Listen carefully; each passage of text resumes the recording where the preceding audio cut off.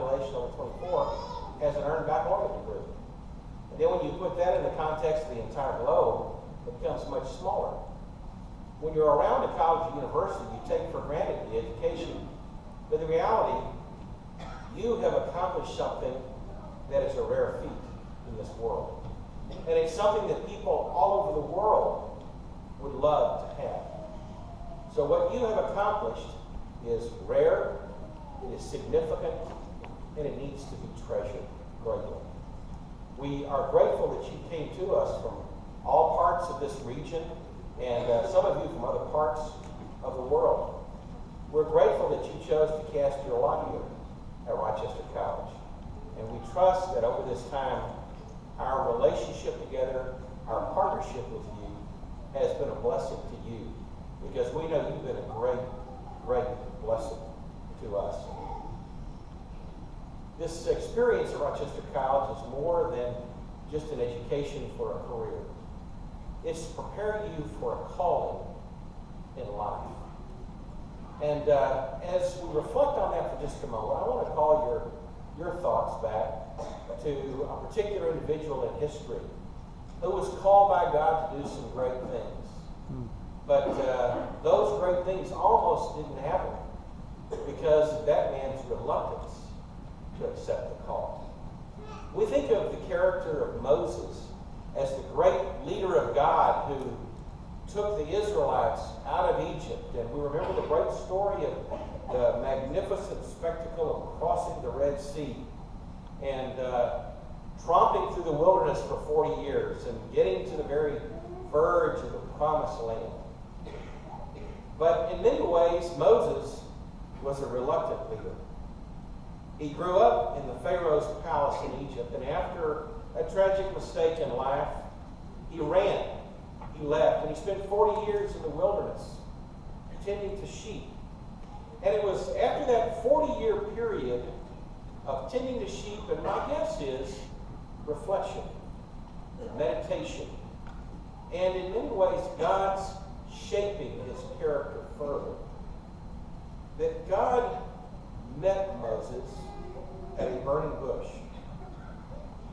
God said to Moses on that occasion, "Go, I am sending you to Pharaoh to bring my people, the Israelites, out of Egypt."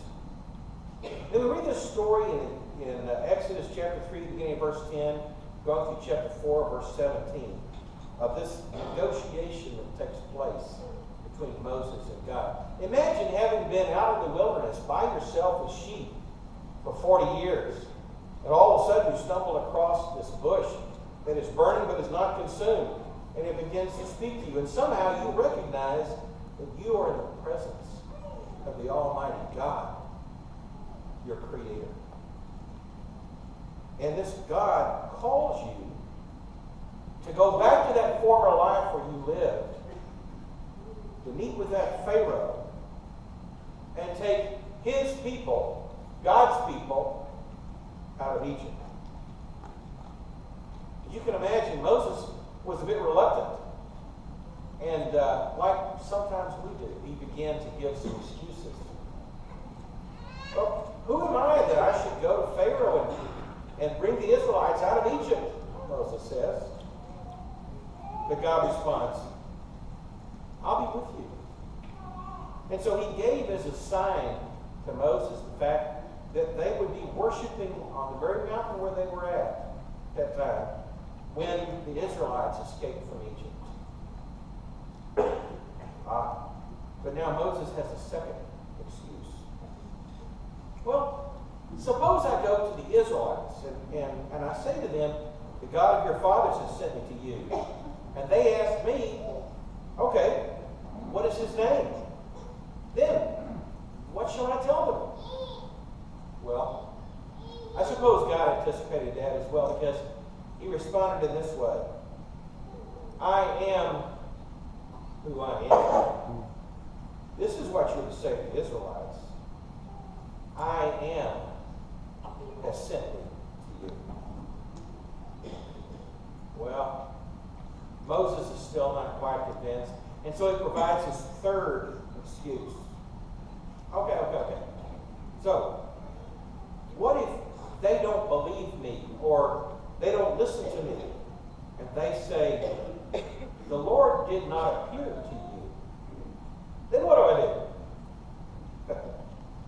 Well, God took Moses' staff and he turned it into a serpent. And then he turned Moses' hand into a leprous hand. And then he restored both. And he gave those as signs to Moses that he could demonstrate to the people of Israel that truly it was the God of heaven who had sent him.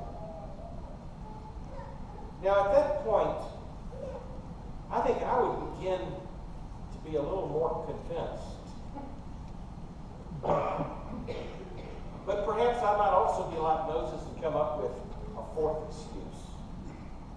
Oh, Lord, I've never been eloquent, neither in the past nor since you spoke of your servant.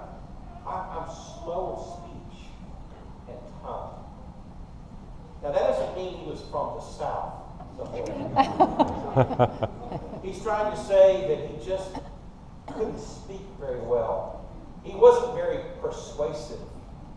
He didn't have a lot of confidence in his communication skills. But God responded, who gave man his mouth? Who makes him deaf or mute?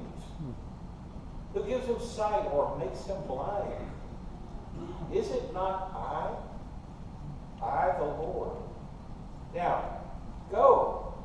I will help you speak and will teach you what to say.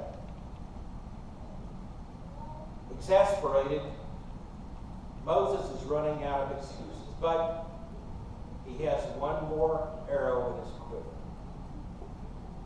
Oh, Lord, Moses says, please just send somebody else to do it. Now, it's at this point that he hacks God off. The writer of Exodus says, then the Lord's anger burned against Moses. Now that can't be a good thing. God gave him Aaron as a spokesperson, and God said, I will help both of you speak, and I will teach you what to do. It's only after those 5 excuses and this wrangling and haggling with God that Moses finally, reluctantly, gives up, and he submits to God's will. And then we see the rest of the story. What if Moses had said no? What if God had given up with that first excuse? Or the second, or the third, or the fourth excuse? But God didn't give up. And one of the lessons that we need to learn from the great story of Moses is God will not give up in his pursuit of you and me. We serve a great God who loves us. Genesis 1:1 begins with the words in our English language, in the beginning, God. In the very beginning, God. The rest of it is a story of God's pursuit of his creation. The second thing we need to learn from the story of Moses is God will teach us what to do. Now, as you walk across this stage today, you get this folder, and sometime later, after you've paid all your bills, you get your diploma. You will think you have learned a lot, but the reality is you're just getting started. We didn't really teach you a lot of things. What we tried to teach you was how to think, and how to learn, and how to use those skills for the betterment of this world. As time goes along, be open to God's continual teaching in your life. The third thing we learn from the story of Moses is that through you, will do great things. Paul wrote this little line to the church in Philippi, chapter 2, verse 13 of Philippians. For it is God who works in you to will and to act in accord or to fulfill his good purpose. We are players on stage.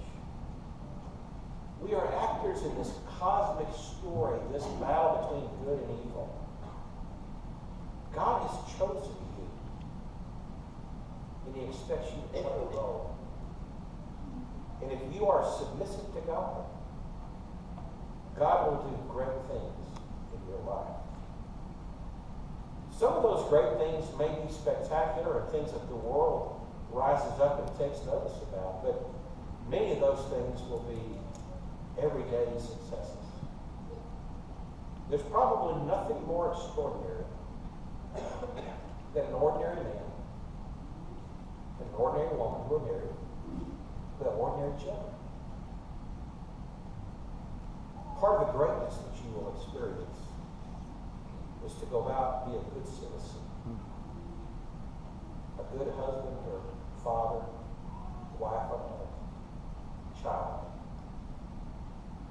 Be an obedient servant of God. A fourth thing that I want you to think about is that at Rochester College, we have prepared